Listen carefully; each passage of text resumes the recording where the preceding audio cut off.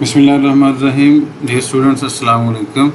This is our last lecture on first article of book 2, The Dying Sun by Sir James Jeans, and this is question answer session. Let's start and let's see. Come on please. The Dying Sun को पढ़ने के बाद बेटा अब और उसके जो important synonyms हैं वो भी करने के बाद अब हम देखते हैं इसके क्वेश्चन आंसर्स कौन से इम्पोर्टेंट क्वेश्चंस हैं। ठीक है, फर्स्ट जो क्वेश्चन है वो ज़रा देखिएगा। How is it that a star seldom finds another star near it. अच्छा, इसमें बाज़ जो स्टूडेंट्स होने ये होता है कि भाई इंग्लिश जो है वो हमें मुश्किल लगती है। जो ऐसे स्टूडेंट्स हैं जिनको ये मुश्किल लगती है उनके लिए एक इस तरह से है बेटा। आप देखें ये क्वेश्चन है ना, ठीक है, how is it that a star seldom finds another star near it. तो आप अपने इस क्वेश्चन को ही इन्वॉल्व करके ना अपने आंसर में तो आप उसका आंसर लिख सकते हैं। कैसे कि यहीं से आप स्टार्ट कर लें। ये बिल्कुल सेम आपने उसी तरह से लिख देने हैं। देखिएगा नीचे ज़रा क्या लिखा है, a star seldom finds another star near it. यहाँ तक तो बिल्कुल आपका जो क्वेश्चन है उसी को आपने रिप्रोड्यूस कर दिया। सही है ना, आपको याद नहीं करना पड़ेगा। अब आपको जो चीज़ें याद करनी है वो क्या है, वो है जी द स्पेस इज़। अच्छा, यहाँ तक star near it because the space is very vast, एक ये है, ये एक सेंटेंस आपको याद करना पड़ेगा। दूसरा जो सेंटेंस है वो होगा जी a star remains away from the other stars. ठीक होगी बात। अब मेरा बच्चे ये दो ये छोटे छोटे सेंटेंस हैं, यहाँ से बिकॉज से स्टार्ट करके, ठीक है, because the space is very vast और a star remains away from the other stars. ये दो सेंटेंस है जो आपने याद करने हैं। तो बाकी तो सारा वही है जो क्वेश्चन आपने ये किया था। और आगे आप देखेंगे तो ये भी वही क्वेश्चन का ही मिलता जुलता वो है पार्ट। क्या, that's why a star never finds another star near it. ठीक है ना, इसी को आपने चेंज करके, यहाँ सेल्डम था यहाँ पे आपने नेवर कर दिया। तो इस तरह से चीज़ें जो हैं अगर आपको मुश्किल लगें तो उनको आसान बनाने का तरीका और रास्ते भी उधर ही होते हैं। ठीक है, अब आपने ये ज़हन में रखना है कि आपने क्या चीज़ याद करनी है। वो सिर्फ़ और सिर्फ जो हैं वो मेरे बच्चे दो उसे क्या कहते हैं, दो सेंटेंसेस हैं। इसे मैं आपके लिए कर लेता हूँ, हाईलाइट कर देता हूँ ये, because the space is very vast, और दूसरा है अ star remains away from other stars. बस इतनी सी बात है, इसमें तो कोई मुश्किल चीज़ नहीं। ठीक है ना, तो कुछ स्मार्ट वर्क कर लेना चाहिए। अगर आपको लगे कि यार चीज़ें जो हैं वो मुश्किल हैं तो उनको आसान बनाने के तरीके भी मौजूद होते हैं, बस उनको थोड़ा डिस्कवर करना है। नेक्स्ट मेरा बेटा क्वेश्चन देखें।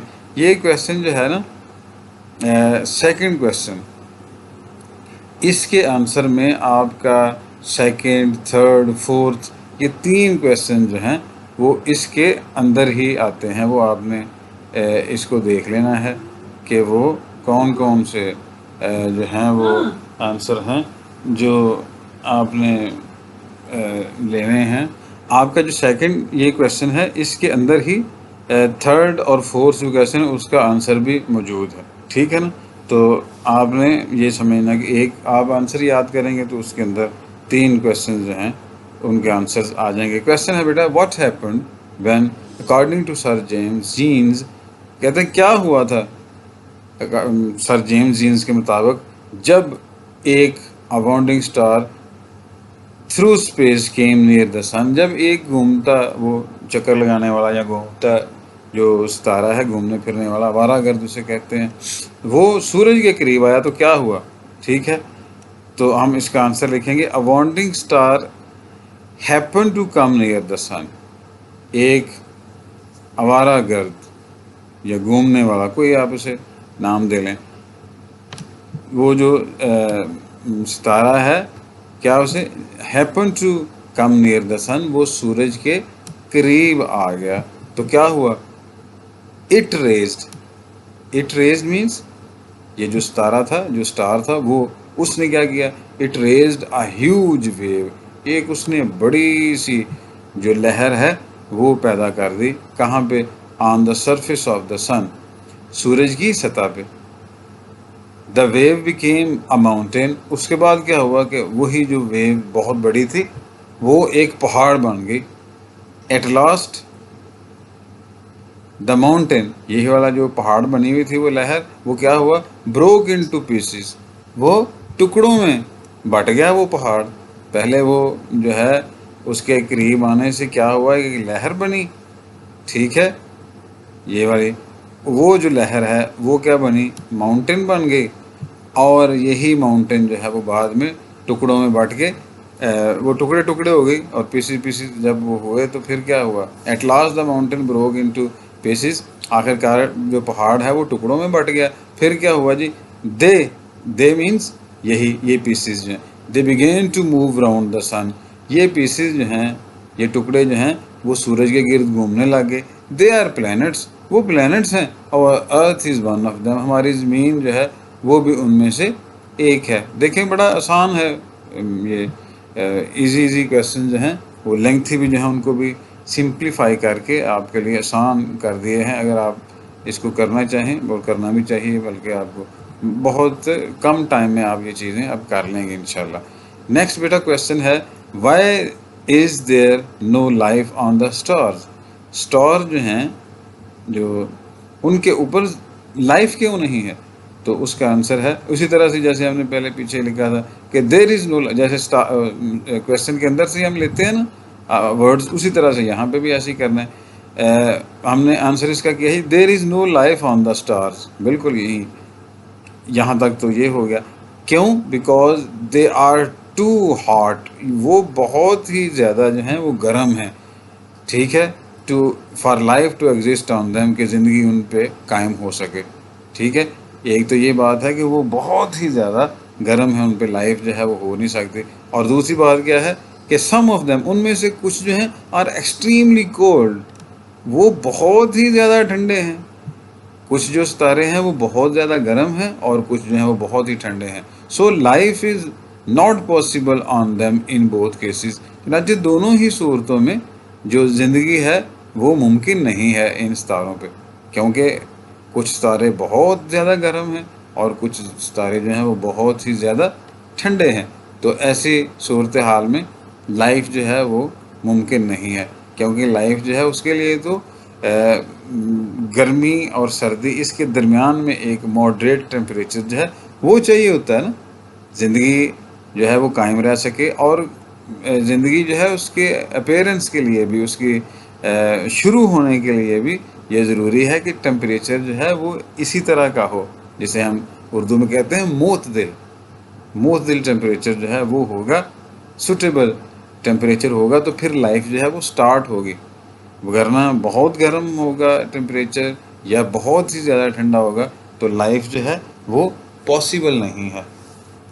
नेक्स्ट मेरा बेटा क्वेश्चन है वो है जी, write a note on the beginning of life on the earth. ये अभी हम जो बात कर रहे थे तो उसी से मुतल्लक लाइफ के मुतल्लक ही बात आ गई। वो क्या है कि ज़िंदगी जो है वो ज़मीन के ऊपर उसकी बिगिनिंग, उसकी शुरुआत जो है वो कैसे हुई? आंसर देखिए मेरा बेटा, आंसर है in the beginning there was no life, in the beginning there was no life on the earth. Come back, in the beginning there was no life on the earth, ज़मीन के ऊपर ज़िंदगी नहीं थी शुरू में। फिर क्या हुआ, it started in simple organisms, ये सादा से जरसूमों की शक्ल में ये शुरू हुई। समझ लगी ना बात? छोटे छोटे जरासीम जो हैं वो पैदा हुए। वो किस लिए पैदा हुए कि टेम्परेचर जो है वो जब मॉडरेट मिला ना, बहुत गर्मी ना ही बहुत ठंड, तो दरमियाना सा मौसम और टेम्परेचर जब मिला तो फिर क्या हुआ कि उस वक़्त फिर लाइफ स्टार्ट हो गई आफ्टर। और जब लाइफ स्टार्ट होगी इन जरासीमों की या जरसूमों की शक्ल में, फिर क्या हुआ, after a very long process, और फिर बहुत ही लंबे प्रोसेस के बाद, कई सौ नहीं लाखों करोड़ों सालों के प्रोसेस के बाद ये जो ऑर्गेनिजम्स हैं इन्होंने क्या किया, दे डेवलप्ड इनटू मैन, ये इंसान की शक्ल में आहिस्ता आहिस्ता मुख्तलिफ स्टेजेस से गुजरते हुए ये इंसान बन गए। ठीक हो गई बात। ये जेम्स जीन्स जो है उसका ख्याल है। नेक्स्ट मेरा बेटा क्वेश्चन जो है ये बहुत इंपॉर्टेंट क्वेश्चन है, ठीक है। एक ये सेकंड और ये वाला फिफ्थ क्वेश्चन, ये अक्सर रिपीट होने वाले क्वेश्चन हैं, इनको ज़रा ध्यान से देखना।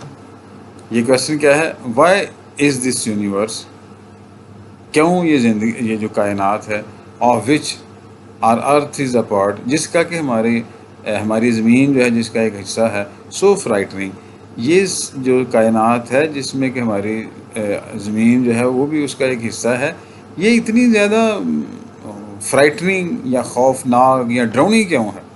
Give as many reasons as you can, जितनी आप रीजंस दे सकते हैं उतनी दें, कम से कम 3 रीजंस तो ज़रूर देनी चाहिए। हमने 3 रीजंस जो हैं वो लिखी हैं, और उसी तरह से टेक्निक वही है कि हमने अपने क्वेश्चन के अंदर से ही आंसर को उठा लिया।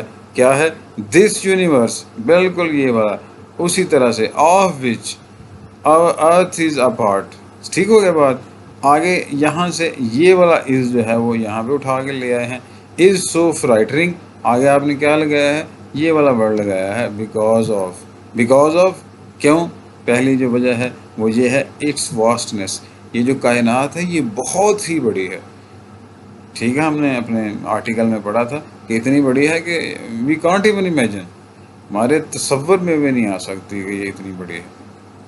अच्छा जी, और दूसरी बात जो है वो long stretches of time and space, और फिर ज़मानो मकान के जो स्ट्रेचेस हैं वो भी बहुत ज़्यादा हैं। इंसान की सोच से, इंसान के इदराक में ये चीज़ें जो हैं वो आना मुश्किल हैं। ठीक है, इस वजह से ये कायनात जो है वो हमें बड़ी फ्राइटनिंग लगती है। और फिर दूसरी, बल्कि थर्ड जो तीसरी बात है वो ये है कि हमारी जो ज़मीन है वो इसके मुकाबले में बहुत ही छोटी है। लिटलनेस ऑफ द अर्थ, ज़मीन के छोटा होना है उसका, ये भी एक वजह है। तो पहली रीज़न क्या है कि कायनात बहुत बड़ी है। फिर जो स्पेस, टाइम एंड स्पेस के जो स्ट्रेचेस हैं वो बहुत ज़्यादा हैं। और तीसरी बात जो है वो ज़मीन हमारी जो है वो चूँकि बहुत छोटी है, इस वजह से भी हम इससे डर जाते हैं।